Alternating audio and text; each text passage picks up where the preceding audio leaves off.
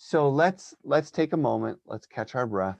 And I'm going to do a couple of readings and then we'll get into our conversation. So wherever you are, if you can, if you will, I'm going to invite you to close your eyes and take a few just good old-fashioned big breaths, kind of sighing out whatever is going on for you in the moment. Let you come more present to our circle and our connection.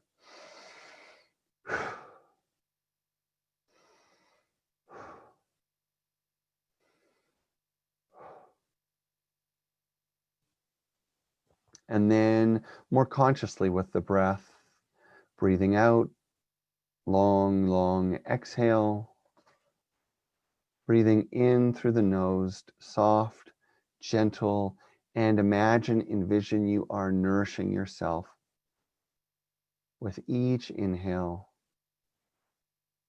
and you are softening and letting go with each exhale. And if it helps, you can put your right hand on your heart, over your heart. I like to put my left hand on my belly when I do that for balancing energy.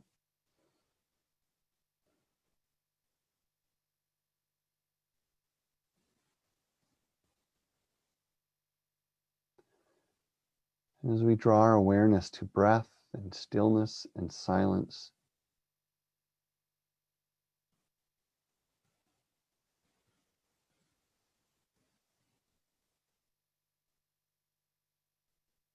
may we remember the center of all things that lives within us, that is beyond the chaos and change.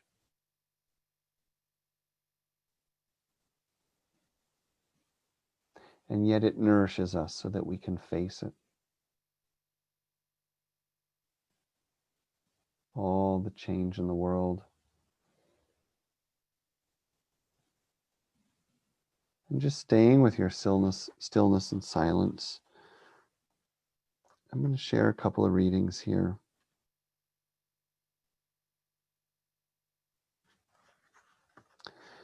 First, an interpretation of the Tao by Brian Walker. Do you imagine the universe is agitated? Go into the desert at night and look out at the stars. This practice should answer the questions.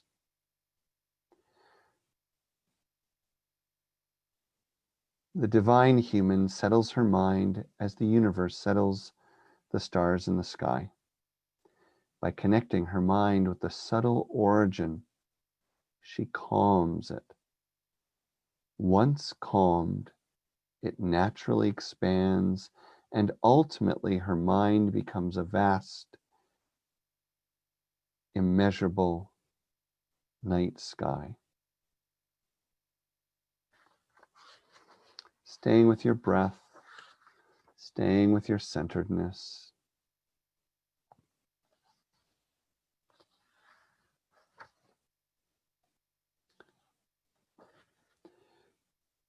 Amelia Earhart wrote, "Courage is the price that life exacts for granting peace.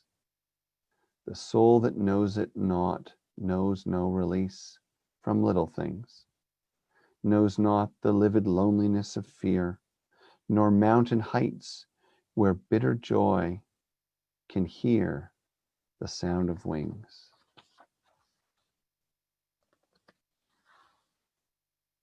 And finally, a simple reminder from the Buddha. Life, a phantom, dew on a flower, a bubble, a dream, a flash of lightning and a cloud.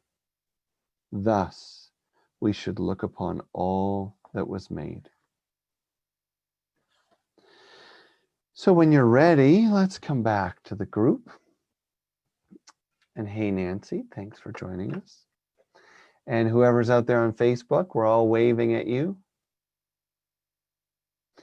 And I thought today it might be interesting to start not with me, but with you as we look towards this idea. I mean, the promotion is building your toolkit for new beginnings.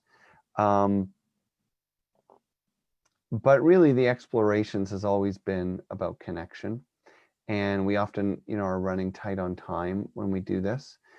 It's curious. I don't even know. I think, I know. It's because we moved to Zoom. When we used to do this on Facebook, of course, I was alone. So we were finishing on time like that. But I'm glad we're doing this together. And I hope that the people that are watching on Facebook are enjoying this. But, I think that people who want to hear from me, I don't know if you know this, but it's pretty easy, right? I mean, I'm doing Sunday, I'm doing Thursday, I'm doing a 10, 15-minute message every day at noon, usually a meditation if I don't get interrupted with Wi-Fi problems, which is more frequent than I could have imagined. I know Trisha heard the rooster the other day. That was ridiculous. And then, of course, everything I'm talking about is being posted on YouTube, and it's in the Facebook video gallery of mine. And so I'd love to start by hearing from you. And we can just kind of go around the circle. And I think what I'd love to hear is a little bit of the, I guess the high and the low, something about how are you weathering these times? And I will preempt the comments by saying, I guess it's all over the map. I'm sure some of you are finding delight in your solitude and the learning from the world, and I'm sure some of you are feeling quite impacted by the energy of the world, whether it's because you feel sensitive that way or because it's affecting you personally. So a little bit about, I guess, how's all this affecting you right now? When I say all this, I don't know that I need to name it, whether it's division and confusion around how do we handle the COVID, I don't know, next steps, whether it's race relations in the country, whether it's the behavior of politicians, or whether it's your, just your own self. So with that, if no one has any objection, I'm going to just call the circle the way it appears for me, which is always a little bit fun for people or unnerving. And the first person actually is Sarma. Oh, so I didn't finish. What I was saying is, so the first piece is, how does it impact you? And then can you also say something about what is helping you to stay grounded? So that's really, the bit about how are you building your toolkit? And that's part of the way we're going to explore this together, is to find out what works for each other. So Sarma, would you unmute yourself if you're not unmuted already, and tell us a little bit about how you're doing these days and what's your lifeline? What's in your toolkit? So it's been all over the place, ups, downs, and a lot of grieving. Yeah.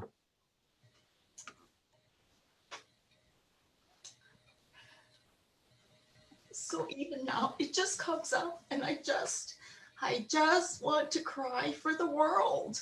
Mm-hmm.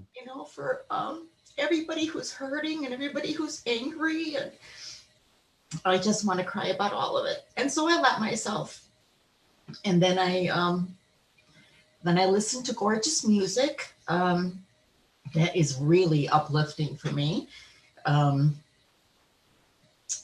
And I get busy with, doing something for another family member, like, connecting. Like my daughter's turning 40 tomorrow, and I'm going to learn how to make a pavlova, come high or high water, come whatever. I'm just going to try and do it.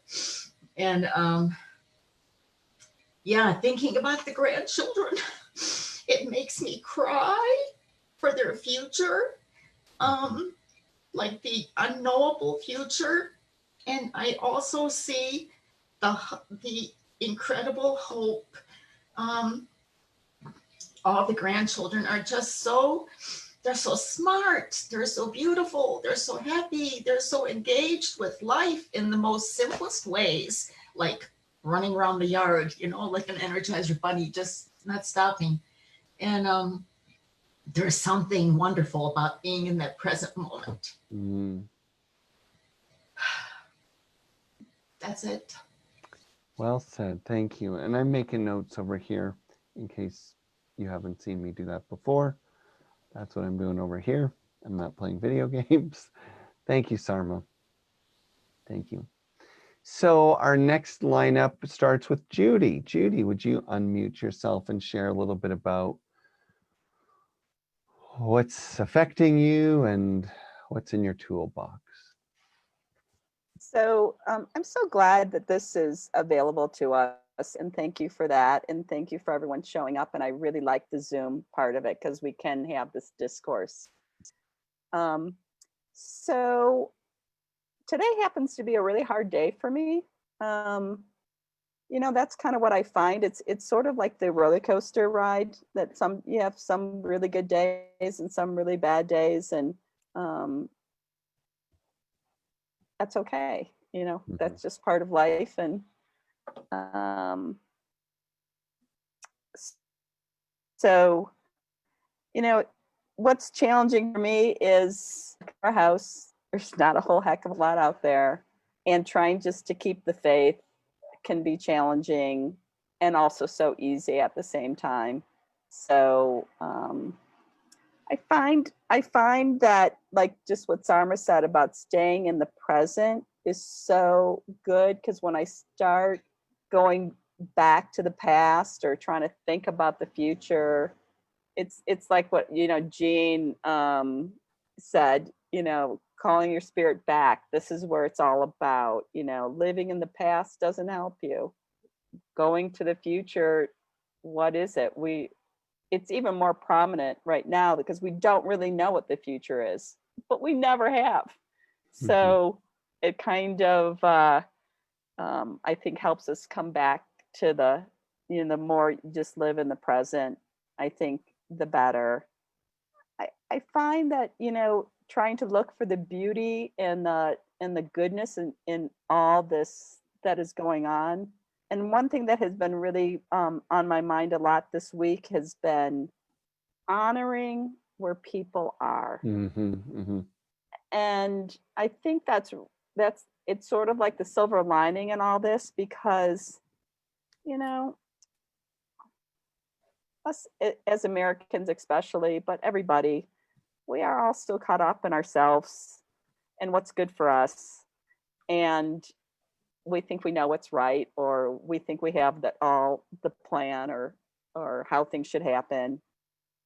And this COVID thing and the protest and everything is just about honoring people where they're at and trying to be really non-judgmental, as difficult as that can be with some of the people out in the world. But I just kind of come back to this COVID thing because I find it very interesting. I think that I'm pretty normal in my risk management. But when I talk to others, like I got invited to go paddleboarding today. I'm here not paddleboarding. And the reason is I started talking to my friend, and I thought it was just going to be me and her and one other person with 2 paddleboards. I'm like, that sounds great. We'll be outside. And then she just started talking about, well, this person's coming, this person's coming. I'm like, wait, how many people are coming? And she said 7. And I said, well, I'm out. And she's like, what? And I'm like, that's just too much of a risk for me. Well, they're my family, and I'm used to being around them. I'm like, that's good. Do your thing. And it just makes me think about how everybody's different in their response to what they think is safe for them. And that's perfectly okay. And what they want to set as their boundaries, perfectly okay. We're all adults. We all can make those choices. And just allowing people to be themselves and honoring where they are, I think, is something I'm really been working on, and I'm hoping everybody else is too. Just, I think that's a beautiful thing, is just to realize we're all different, and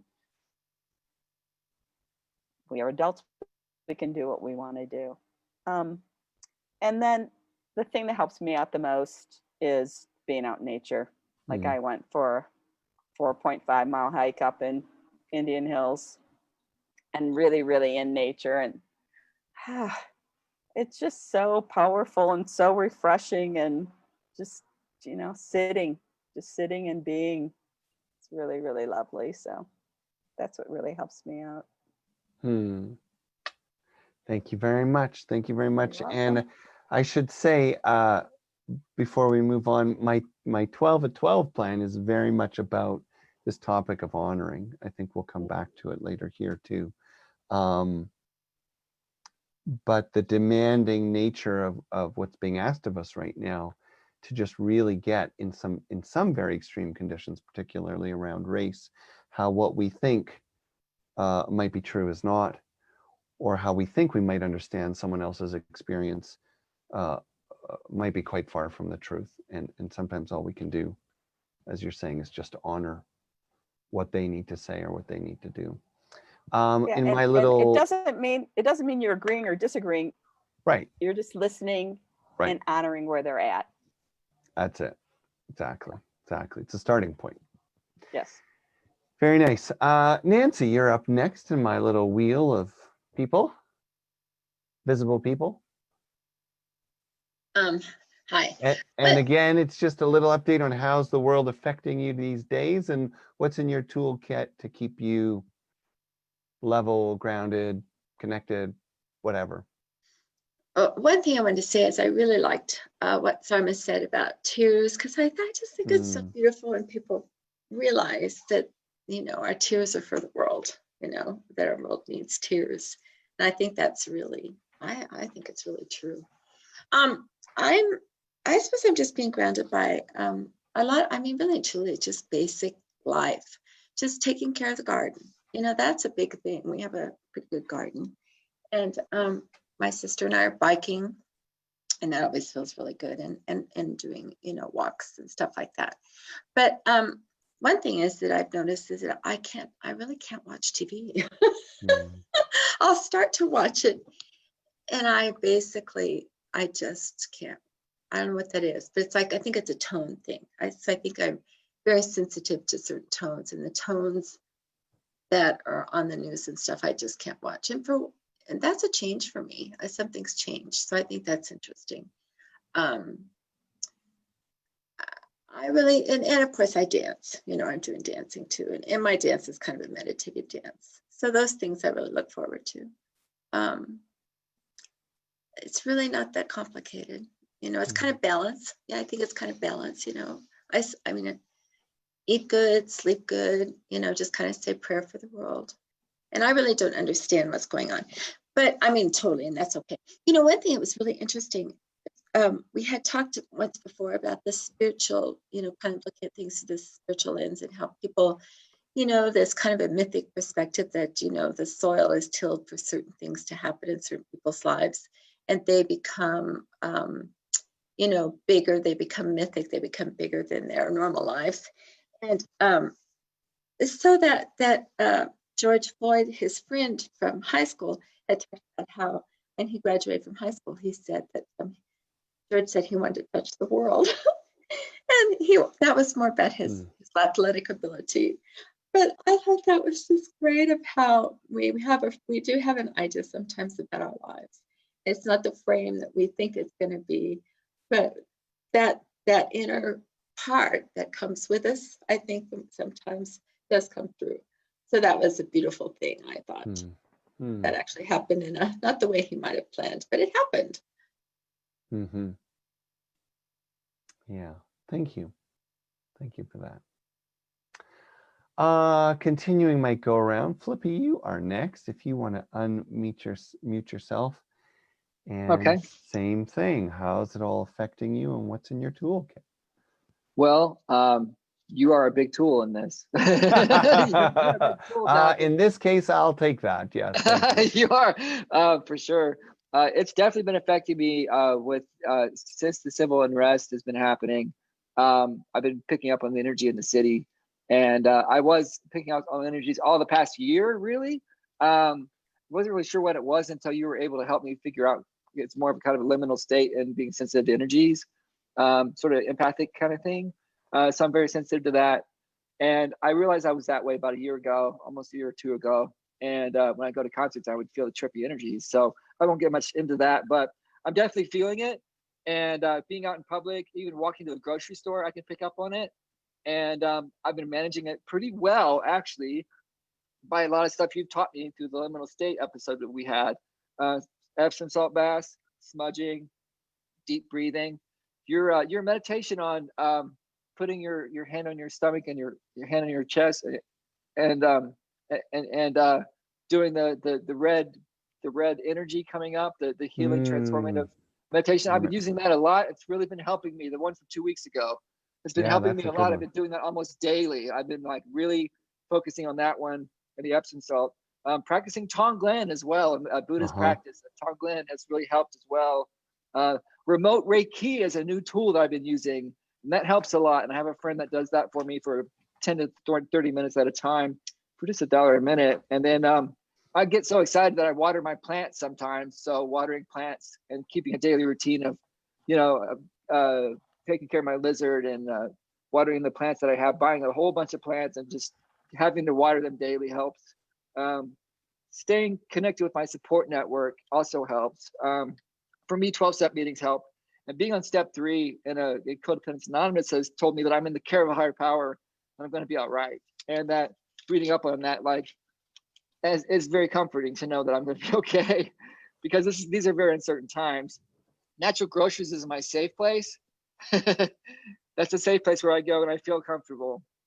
Yoga, Meta Movement. There's a website called metamovementlive.com, METAMVMT live.com. It's for decompression and helps with my body. So basically what I'm telling you is I'm healing the mind, body, and spirit, and trying to manage all that. Psych meds as well. Physical therapy, reading spiritual literature. I just got The Tao of Recovery. It's a very good book by Jim McGregor. That's really good. And that's Ding Ming Dao, Everyday Dao. He takes a symbol. It's a really good book. He takes a symbol and from the symbol diagnoses it and tells you what it means. It's from the Tao. And then of course, Lao Tzu's Tao Te Ching. Those are the 3 books I've been reading lately. And service to others in whatever way I can do that. And whether that's financial, sometimes I can't support a revolution, but by being there, but financially, and going on walks and being in the park with Mama Barb. So that's it. Thanks. Beautiful. And that book by Denming Dao, The Everyday Tao, which is an old book, right? I mean, that's been around a while. I don't know if you know that. It's such a good book. I got to tell you, if anyone wants a recommendation for one of those daily reading books, that is just that guy. He has 2 books that I think are just incredible. I can't remember the name of the other one. It's short stories. It's probably not really as valuable, but that is, don't you love it? It's like always, it's always great. I do. I have the short stories too. It's called 7 Arrows or something like that, or 7 Bridges. No, he's got a few like that. So I can't remember. I think it's The Tao of Everyday Life, I think is what it's called. But anyway, check out that book that he mentioned. Thank you. And thank you for all you shared. Yeah. And I get the feeling of feeling it. So thank you for naming that too.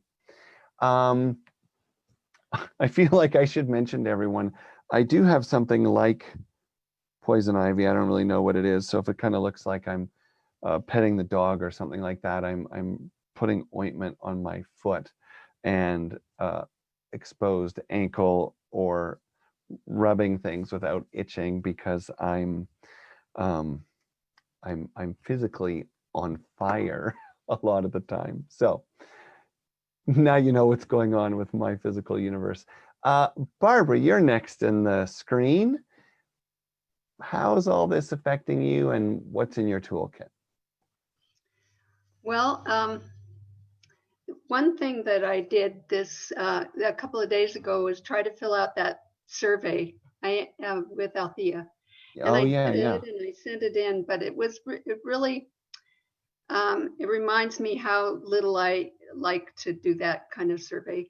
because I know the information is interesting for people, but it's so black and white that, and I tried to put a couple of checks by a couple of things, because I'm not way over here or way over here, and I don't know, nothing seemed to fit, but I couldn't. The system made me put something, otherwise I couldn't fill it out.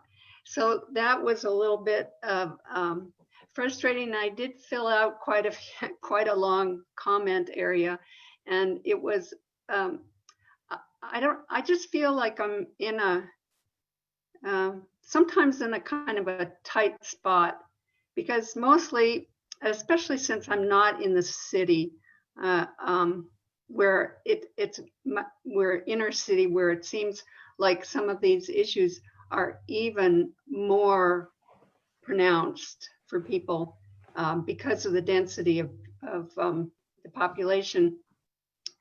Then I don't know.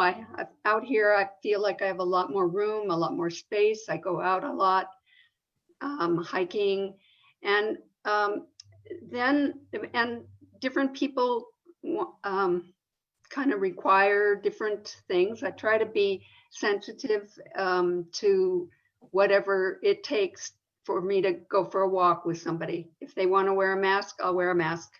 Now I'm gonna go with a friend tomorrow that I haven't seen in a couple of months, and she's gonna pick me up, and she wants us to wear masks in the car, and I'm just not in the car that much. I don't know. I just it's really pushing me to take a really closer look at how can I be sensitive and have other people feel comfortable, still do the things I want to do, and yet not invalidate my own beliefs. I don't know. I'm struggling with it a little bit, but it's not, earth shaking or anything. And I probably will end up either sitting in the back seat without a mask, or sitting next to her and wearing a mask while we're driving. And then when we get on the hike, she's fine with not wearing a mask outside. So that, so those are the kinds of things I really am trying to be so aware of not being judgmental about anybody's place where they are, and let them be, and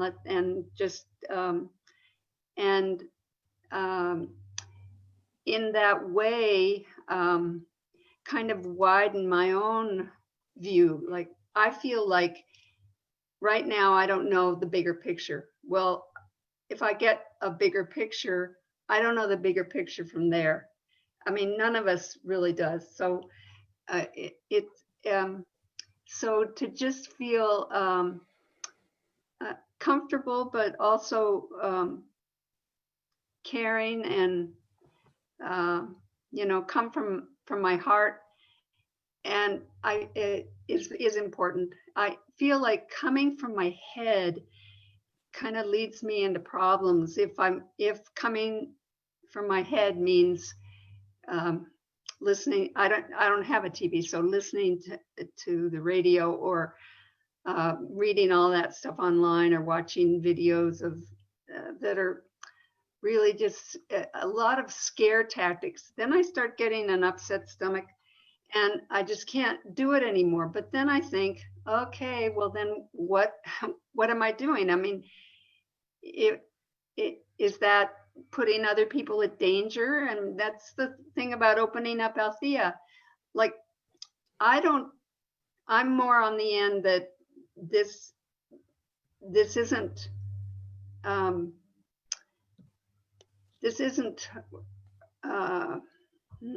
as dangerous as it's being made out to be, because the fear is feeding it so much that people who are very fearful, or even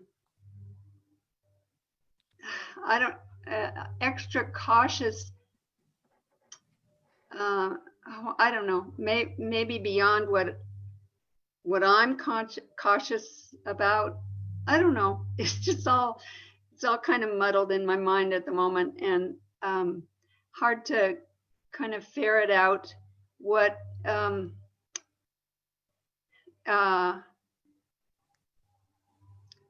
don't know. I don't know. That's pretty much it. So the thing that grounds me, brings me back, always is my morning practice, with my inspirational reading, my breathing, my meditations, my guided processes and so forth. But also absolutely being outside in nature. I almost felt kind of queasy in the morning yesterday, but then we went on this beautiful hike, just long meandering hike up Green Mountain, and it was great. And by the time I came, well, I could feel myself changing during the walk, so that was really great. And then getting home, and it lasted, so that was nice. One other thing that is very good for me, I really enjoy reading, like I get the paper, Denver Post, and in an article in it today talked about this guy who is using mushroom ecology to break down all the forest debris and stuff after a wildfire, and it's a natural way that the earth has done it for thousands of years. And so he's on this mission to do it in a industrial way, and huge, and just also then personal and smaller. And so that kind of thing is really very hopeful, and it's just amazing to me. I don't know, to me, the way I'm seeing it now is that the divine just this came about, but the divine's whole reason was stop. And how I mean, from the other side, I could never have foreseen that this is what it would take to stop people, and to and to see what nature could do on its own to heal itself, and then to have these people come forward who are doing that kind of work. It's really wonderful. I think I went on more than my time, but that's all. And was that an online article, Barbara? It's probably online, but I get the actual paper. Oh, okay. I was going to say that would be fun to share with us if you find it. I can take a picture of it and send it to you if you'd like. Oh, yeah. That sounds great. Okay.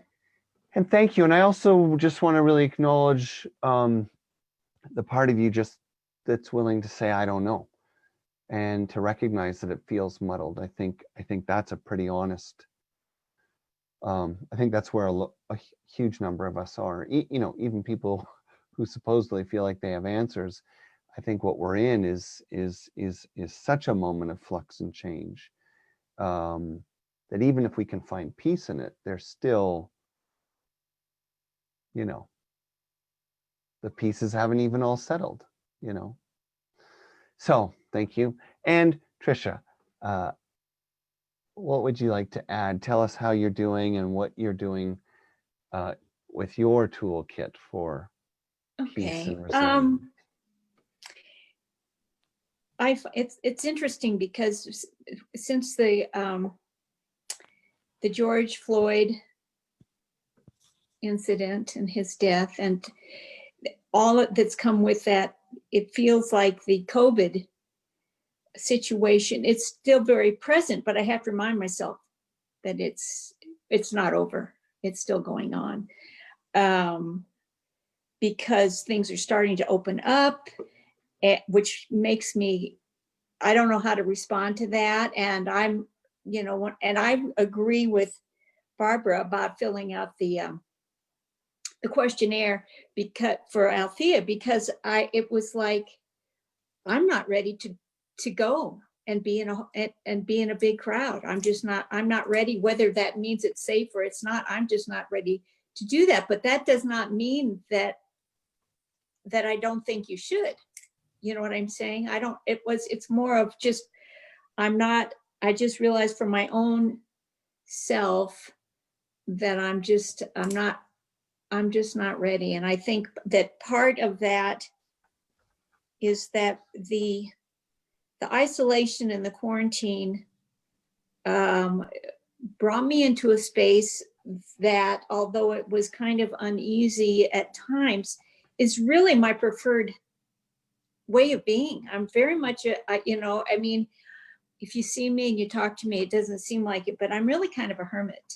I know my neighbors. I mean, so I'm not, during this quarantine, it wasn't like I never saw anybody, because I live in a townhome area. So that I see people when I walk all the time. So I have conversations with other people every day almost. So that's not an issue, but there was some comfort for me, and in being in this inner space, and everybody else was there too.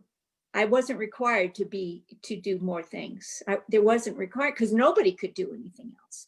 So, although not that I didn't really, there were times where and I still would just like to go to a movie. Okay, go sit, eat popcorn and watch a movie at the theater.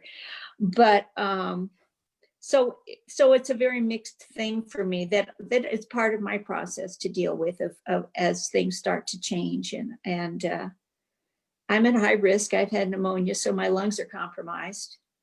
So that's something I'm aware of as far as the virus goes. But more important to me now, besides that, what's really filling my thoughts is the whole Black Lives Matter thing that's going on. I don't know exactly what to call it. And I have Black neighbors across the street, around the block that I see, and they're not ones. I mean, I know the people who live really close to me. The other people I'm acquainted with, and that's just because I don't see them all the time. But it became very clear to me that from articles that I read, that what the Black people really don't want is for white people to go up and say, "I'm so sorry. What can I do?" It's not what they want. That's not really what they want. In fact, I read an article that it was just like, I'm getting all these texts, and it's like, please, I don't need, this is not the help I need.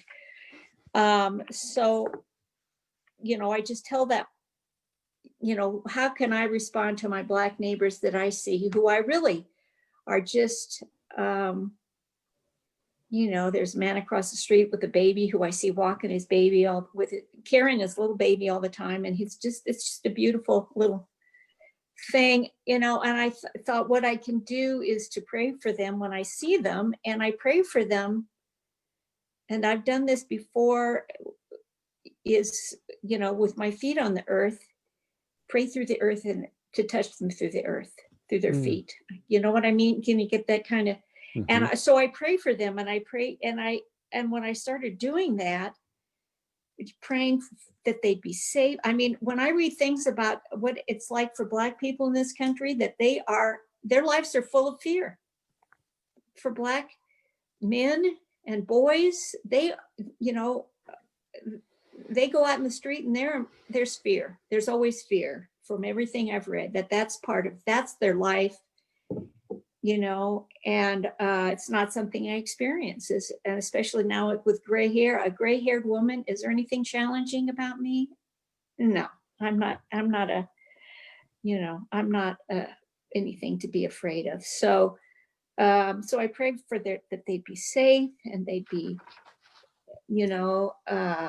have peace. And when I started to connect with that, with these different people that I see, because it's just an internal thing, it just broke my heart. It just was like, made me really sad. And I just stayed with that, because that's the reality of our country, of how people have been treated. I have a nephew who's now 40 who has a biracial child, you know, a boy who's now 4. And I just think, and I have other friends who have biracial, and we have Terry who has biracial grandchildren.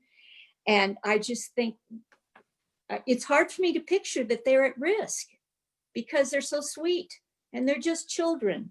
It's so hard for me to imagine that, you know, that it's just hard for me to imagine. And and that is probably a lack of imagination on my part. But, you know, I've just been looking inside myself to what I can do. And I heard one thing I really got was that, how can I use my white privilege to, it's like, you know, I really didn't, somebody said, did you go to the march in downtown? And I really wasn't comfortable with doing that at all. But to speak up, if I'm in a situation where I see a policeman talking to a Black person and it's not looking good, I'll just go over and say, how's it going? And get involved. Because one of the things I heard, and it was on NPR, was different people, boys and, you know, older, you know, young men and men talking about experiences. And one of them was a man who was a teacher at a college. And he was, you know, he was with one of his coworkers, and he had to go into the building and get something, come out, and a policeman stopped him. And his white coworkers just sat in the car while this policeman ran him up and down about who he was and what he was doing there. And he taught there at that college. And his response was, you know, that his coworker, a white man, didn't do anything. He just sat in the car and he just watched. And he was like, what? He didn't do anything. He didn't say anything. Why didn't he do something? Why didn't he come and, you know? And I was thinking about afterwards, I was thinking, well, you know, that would probably be my response. It's just to, well, just kind of watch. It's not it's, you know, and I thought, as I thought about that over the course of days, because my response was, well, I wouldn't necessarily go and ask. I wouldn't necessarily get involved. That's not kind of, I mean, you kind of stay out of it with the police talking to somebody. And I thought, you know, this Black man was saying, we need you to step up. And it doesn't mean to step up and get into an argument with the policeman or to show anger, but just to be there, just to step up and say, hi, what's going on? Can I help?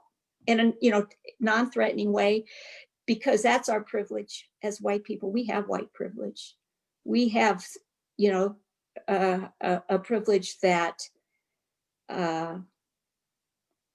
is invisible to us, and it's not invisible to the Black people. So, but as far as what really is helping me these days, besides, I really like I don't listen to it every night, but I really like your 8:30 thing, or 8 o'clock. I don't know. I listen to it when I go to bed. That really is good. And I walk every day with my dog in the morning, and I walk along a creek, and I've discovered that the water in the morning at 7 o'clock, that it's just beautiful. It's just clear. The birds are singing.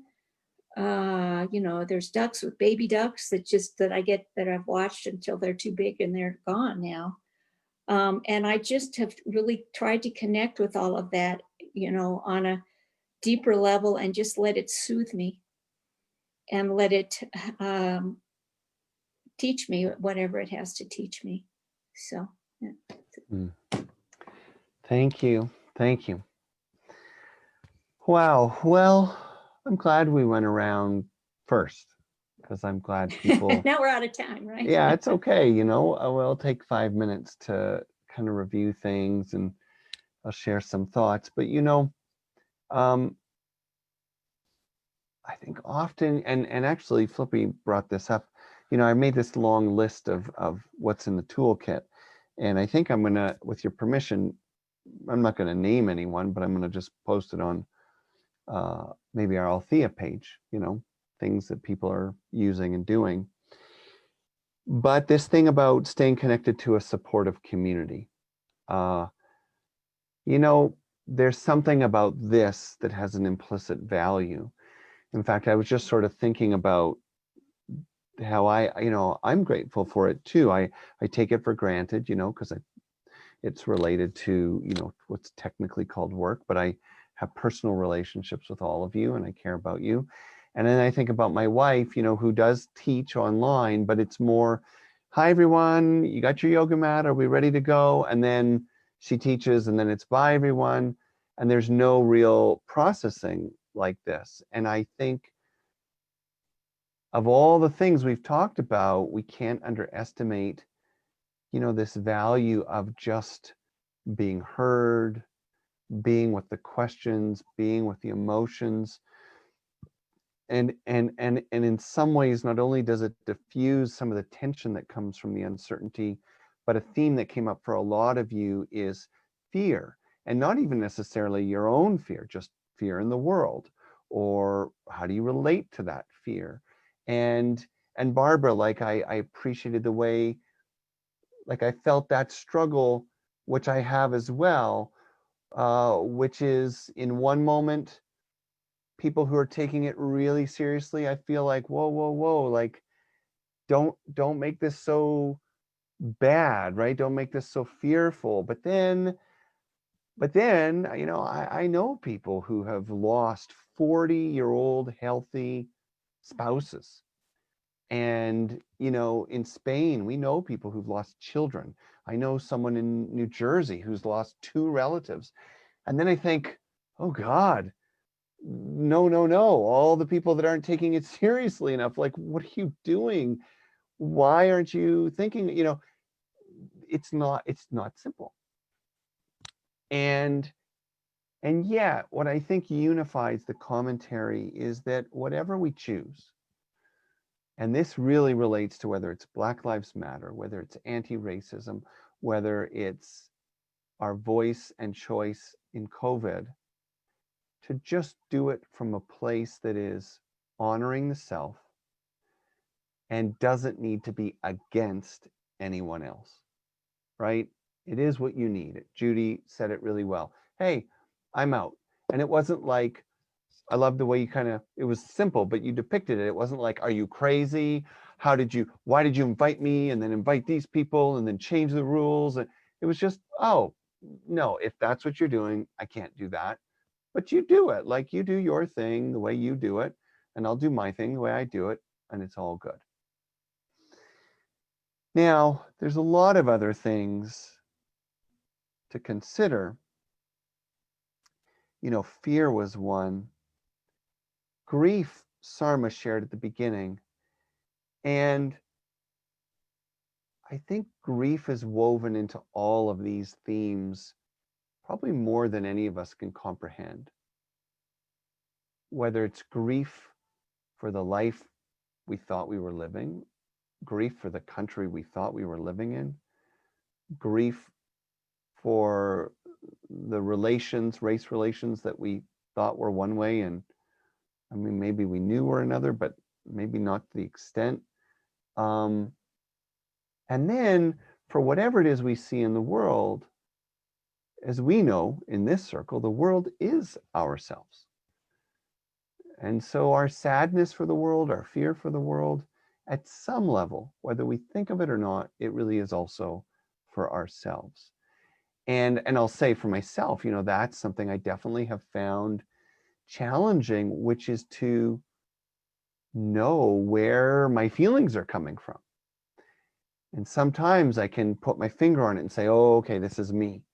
This is me, the caregiver, or this is me, the dad, or this is me, the wounded child. And sometimes it's like, I don't know what this is. Is this just, as Flippy was saying, is this just the universe running itself through me? Is this just the astrology?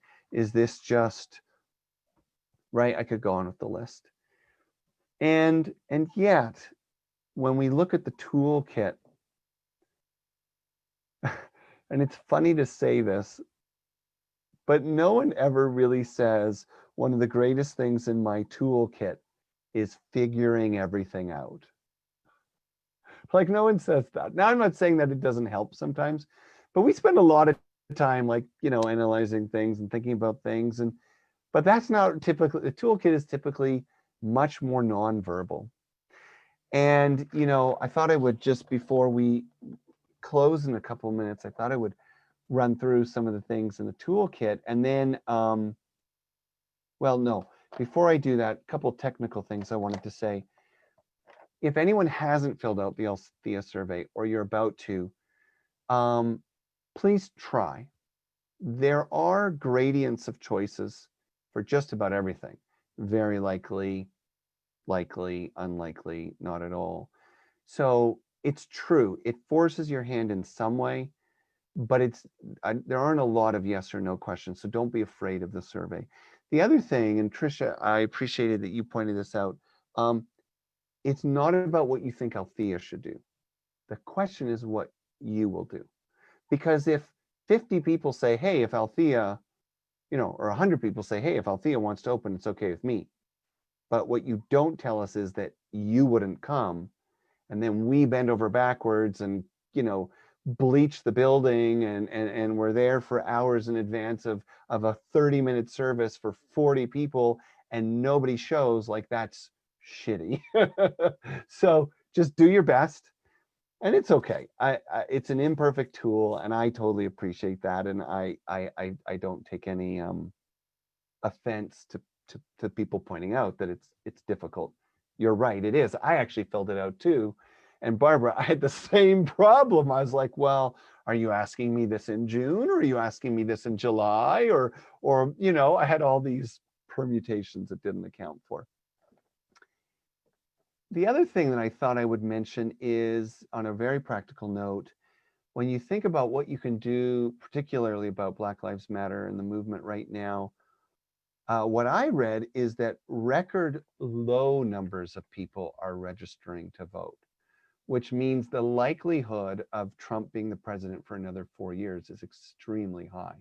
Because what we know, that has to be said, is that what we know is that the people that tend to lean to his camp are very organized about voting. So if 70% of the country is outraged at how things have been managed, but 20% of them vote, it's done.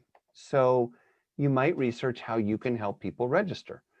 And that doesn't mean you're going to sway people one way or another. They're going to register however they register. But voting is a pretty important topic that you could get involved with. Now, on that note, a few things. Oh, I have to go. But on our list, medicines for the future, tears, time in nature, supreme, daily practice, reading, meditation, prayer, music, helping others, thinking of the next generation, being playful. Sarma, you talked about your grandkids, being playful, being present. Of course, looking for the lessons, honoring where people are at. It's a big one. Cultivating non-judgment, stay connected to a support network, dancing, less media, good food, good sleep, using visualization and meditation techniques. I couldn't have come up with a better list myself. So I want to thank you all for being here today.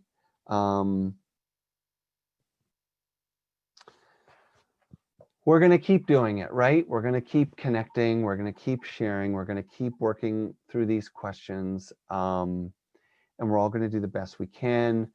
When you can donate to Althea, you donate. When you can't, don't worry. When you can show up, show up. When you can't, don't worry. We have a service coming up Sunday. We're going to have some new classes coming up soon. So check all that stuff out. And most of all, just stay connected. So in light of the end of our time, I'm going to finish with just a little blessing, actually, that's by Hazrat Inayat Khan, who actually was a great Sufi mystic and musical healer. Such a cool dude. You got to check out that guy. But my love and gratitude to everyone. If you want to wave to each other, we can wave to each other. And thank you for everything you shared. And maybe we can take just a breath, and then I'll read this little blessing.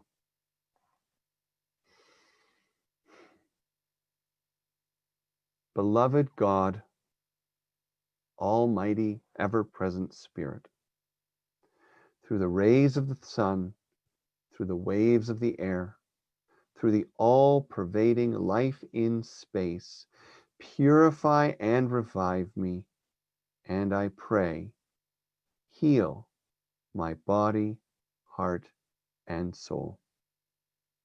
Amen. May it be so for each of us and all of us without exception.